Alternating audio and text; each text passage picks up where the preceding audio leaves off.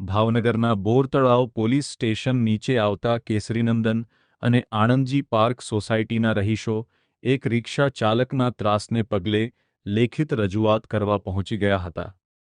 સ્થાનિકોનો આક્ષેપ છે કે રિક્ષા ચાલક ત્યાંથી અવારનવાર નીકળે છે અને જોરશોરથી સાઉન્ડ સિસ્ટમ પણ વગાડે છે। તે અમારી સોસાયટીના મહિલાઓ સાથે પણ અને સ્થાનિકો સાથે પણ ગેરવર્તણૂક કરી ચૂક્યો હોવાનો આક્ષેપ હાલમાં તેને પકડીને પોલીસને સોંપ્યો છે, જેથી ધોરણસર કાર્યવાહી થાય તેવી અમારી માંગ છે।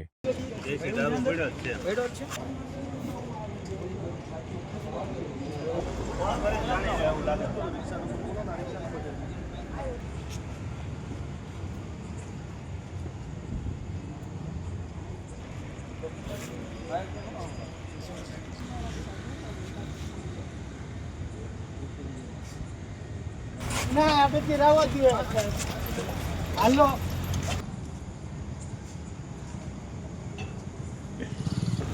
મારું નામ કૃષિ જાયદાબેન છે। હું કેસરી સોસાયટીમાં આકલ રહું છું।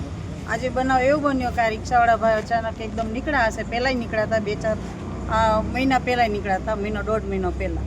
ત્યારે તે એવું જોરદાર એણે ટેપ કેવું વગાડ્યું, જેવું લગ્નમાં જેવું ડીજે વાગે છે એવો અવાજ નીકળ્યો। એટલે અમે બધા ઘરમાંથી બધા સોસાયટીવાળા બહાર આવતા રહ્યા કે કેમ આટલો બધો અવાજ, કોની રિક્ષા હતી, કયા ભાઈ હતા કે?